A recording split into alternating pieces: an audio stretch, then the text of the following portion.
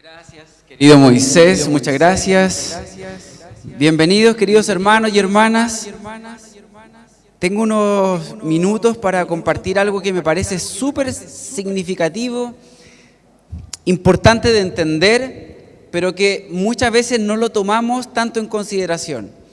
Yo les pregunto a ustedes, ¿el ser humano se ha relacionado siempre de la misma manera con el medio ambiente? Y la respuesta rápida es no, ¿cierto? Cada vez pareciera que lo estamos cuidando un poquitito más. Hay algo más de conciencia respecto del medio ambiente. Las familias, ¿toda la historia se han relacionado igual? La respuesta es no, tampoco, ¿cierto? Ha habido cambios, modificaciones, legislaciones que han hecho que la familia también mute cómo se relaciona en sí misma, etc. Ahora la pregunta que nos enfoca acá, Dios, ser humano, Dios ser humano, ¿se ha relacionado siempre igual durante toda la historia? Y la respuesta podría ser sí, rápido, pero a Dios lo hemos visto también bajo nuestros propios contextos. Y nuestros propios contextos también son diferentes. Si nosotros miramos que hoy día pareciera que todo se resignifica. Ayer hablábamos un poco de la posmodernidad y decíamos que la posmodernidad como que no hay nada seguro. Todo es variable, todo tiene una doble lectura. No lo que es la verdad para todas las personas, ¿cierto? Depende de cómo yo la esté mirando o en el escenario en que me encuentre. Entonces, ¿cómo, por ejemplo, podemos hablar de amor en una generación o en generaciones que cada vez le dan diferentes significados al amor?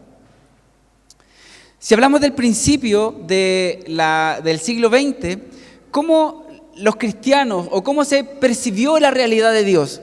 Y se veía como un Dios, como un Padre universal preocupado por la justicia social. Pero cuando llegamos a la mitad del siglo XX, ¿qué pasó ahí? Las guerras mundiales. Y se ve a un Dios que está bien, en esta ocasión, preocupado más bien solidariamente por el sufrimiento del ser humano. Cuando llegamos a los años 60, 70, particularmente en Latinoamérica, se empieza a hablar de la teología de la liberación, donde parece que hay una intencionalidad distinta, una preferencia por los más pobres, por los más desfavorecidos. Y cuando llegamos al final del siglo XX, estamos hablando de un posmodernismo o una globalización, un pluralismo, donde hay una mayor apertura a los enfoques interreligiosos. Pero hoy día ya no estamos en esa época. De hecho, todos los que estamos acá nacimos el siglo pasado. Suena viejo eso, ¿cierto? Nacimos el siglo pasado, miren, que suena raro, pero así fue. Hoy día estamos en el siglo XXI.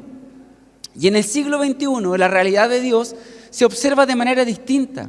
Hoy día es fácil o hay atisbos de esta idea de que podemos ver a un Dios inclusivo. Inclusivo pareciera desde todas las esferas, desde la diversidad sexual, desde la cultura, desde las tradiciones, desde la sociedad. Cuando vemos esto desde la Escritura y nos vamos a Génesis capítulo 28, versículo 13, dice, en el sueño, esto es enfocado en Jacob, en el sueño el Señor estaba de pie junto a él, junto a Jacob, y le decía, yo soy el Señor, el Dios de tu abuelo Abraham y el de tu padre Isaac. 3 generaciones con un trato distinto, diferente, con el mismo Dios. Deuteronomio 6, del 6 al 7. Grábate en el corazón estas palabras que hoy te mando. Incúlcaselas continuamente a tus hijos. Háblales de ellas cuando estés en tu casa, cuando vayas por el camino, cuando te acuestes y cuando te levantes. Dios, un plan. Esto viene después de la Shema al pueblo de Israel. El Señor uno es y tienes que entregarte a Él con todo. Y esto que te acabo de decir, tienes que decírselo a tus hijos. Ahí está la estrategia de Dios. Dios quiere estar presente en cada etapa del ser humano y en cada generación de la humanidad. Y para eso ha diseñado una estrategia. Pero cuando uno lee la Escritura, ve que la forma en que esta conexión de Dios con el ser humano también se percibió de manera distinta. De la era de los patriarcas podemos ver cómo se formaron lazos personales y familiares, y así se entendió en esa primera época. Después, con el Éxodo y Moisés, vemos cómo se hacen milagros increíbles, vienen las leyes. Después, con David, cómo se hacen pactos dinásticos de linaje, del cual viene el mismo Jesús. Después viene Jesús mismo y no viene a hablar de simplemente el amor, viene a mostrar una ética del amor expresada en su propia vida. Después viene Jesús muere, resucita, llega el Espíritu Santo y vienen las obras poderosas por medio de los apóstoles y la interculturalidad de aquel momento que se empieza a digregar el Evangelio por muchos países. Esa es la realidad.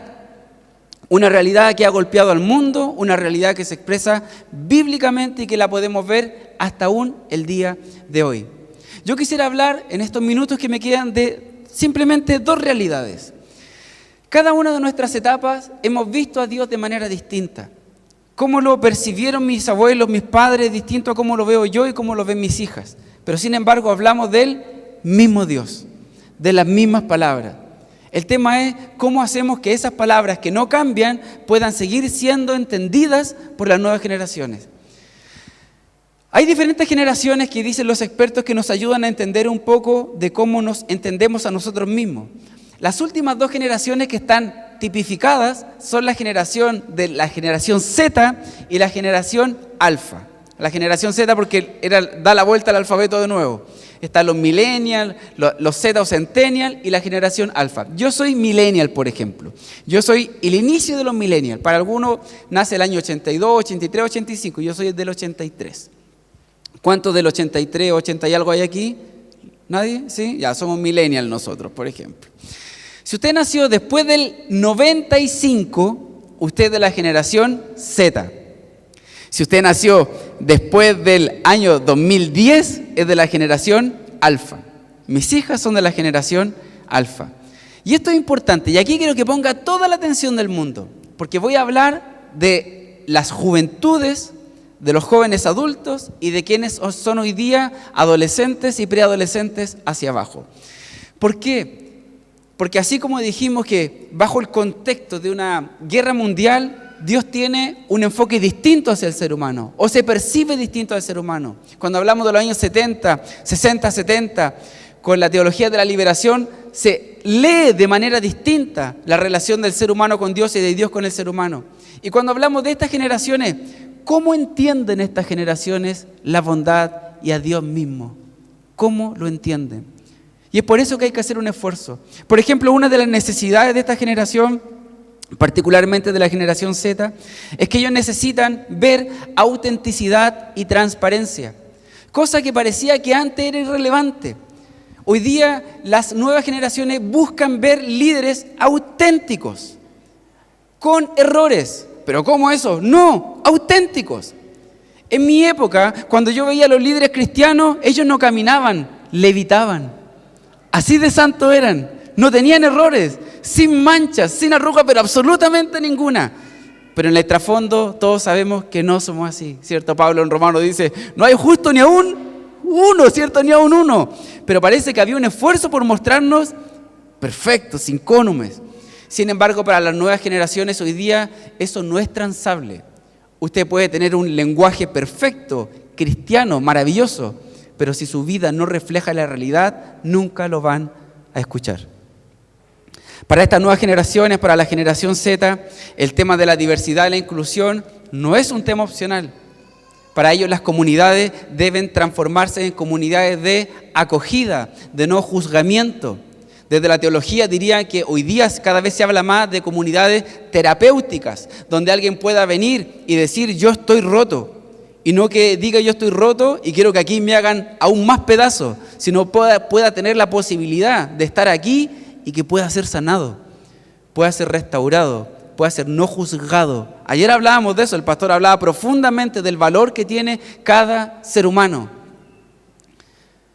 Desde la generación alfa, hoy día ellos leen la vida a través de los elementos digitales. Quienes tenemos hijos pequeños o quienes tienen hijos adolescentes o jóvenes, saben que esa es la realidad. La pregunta es si nosotros estamos haciendo hoy día los esfuerzos por poner el lenguaje de amor de Dios también en esos escenarios. Si la respuesta es no, entonces no estamos haciendo todos los esfuerzos por poner a Dios en todos los escenarios de la vida donde el ser humano pueda comprenderlo. Y ese es un desafío para nosotros como iglesia. Hoy día, que pareciera que todo se resignifica, esta generación hace mucho eso, resignifica las cosas. Esto es así, no, pero es que también puede ser así. Y nosotros no somos tan inteligentes como lo fueron en el primer siglo, creo que nos falta ahí sabiduría de Dios. La cruz, ¿quién podría decir que la cruz es un elemento bello, maravilloso para llevarlo colgado en el pecho? Nadie podría decir eso. Pero sin embargo viene Jesús, la toma y le da un nuevo significado. Y hoy día para nosotros la cruz es sinónimo de victoria, ¿o no es así? Pero ¿quién podría decir que la cruz en el primer siglo era bella? Nada, manchada de sangre, de dolor. Jesús resignifica la cruz. Los cristianos resignifican la palabra reino, resignifican la palabra evangelio. Y nosotros no somos capaces de tomar estos elementos, estos simbolismos. Y aún los pocos que tenemos los pisoteamos cuando hablamos de religión. No, la religión es mala, la religión es mala. Si nos vamos a Santiago 1:27, la religión pura y verdadera delante de los ojos de Dios Padre consiste en ocuparse del huérfano, de la viuda en su aflicción y no dejar que el mundo te corrompa. Podríamos rescatar estas palabras, pero aún así nosotros las pisoteamos, nos falta sabiduría. Ayer el pastor Víctor nos hablaba cómo esta generación, así lo dicen los estudiosos de la proclamación del Evangelio, parece ser una generación que va a impulsarse por medio del arte. Y sin embargo, algunos siguen viendo que el arte es dañino para la proclamación del Evangelio. Tenemos que abrir nuestros horizontes, ser capaces de poner a Dios mismo en todos los escenarios donde estas generaciones los puedan entender. Dios te está llamando a ti y nos está llamando a nosotros como iglesia a poder hablarle a quienes nos escuchan con oídos más jóvenes en un amor decodificado. Juan 14:21 dice lo siguiente, estas son las palabras de Jesús. ¿Quién es el que me ama? Jesús te está preguntando a ti, ¿quién es el que me ama? Y Jesús mismo responde, el que hace suyos mis mandamientos y los obedece. Así es la forma en que Jesús entiende tu amor. A veces intentamos mostrar nuestro amor por Dios de múltiples maneras, pero Jesús está diciendo, mira, esto es simple. Yo voy a entender que tú me amas si abrazas mi palabra y la pones en práctica. Pero a veces entendemos que es el ejercicio de nuestro don, que es mi asistencialismo, que mi ofrenda, no sé, lo que sea. Y Jesús no está diciendo eso. Jesús está dejando extremadamente clara la manera en que Él comprende el amor. Y la pregunta es si nosotros estamos dejando extremadamente claro cómo Dios ama a generaciones que tienen una forma de entender la vida. Y tengo la impresión que ahí como iglesia, como familia de fe, nos queda mucho camino por recorrer. Aquí hay papá, hay mamá, hay abuelo, hay tíos y tías. Pregúntense, ¿estamos realmente hablándole a nuestros hijos, a los más pequeños, en el lenguaje que ellos entienden? ¿O simplemente estoy transfiriendo lo que a mí me enseñaron? Porque si yo le enseño a mi hija de la manera que a mí me enseñaron, no va a entender la palabra del Señor. No la va a entender porque razona diferente. Yo ya tengo más de 25 años trabajando con jóvenes y tengo la posibilidad, gracias al Señor, de ver cómo su cabeza, su cultura, su entorno ha ido transformándose. Y si pretendemos que la forma en que alcanzaron a nuestros abuelos sea la misma forma de alcanzar a sus hijos, a sus nietos, estamos perdidos en el espacio. Es por eso que esto se trata de un esfuerzo intencional. Yo te quiero hacer esta pregunta para ir cerrando. ¿Cómo tú, como familia, como tú, como responsable de alguien más joven, estás adaptando o poniendo en un lenguaje que el más pequeño puede entender el amor de Dios? Y la pregunta es, si no lo estamos haciendo, es tiempo que lo comencemos a hacer. Muchas gracias.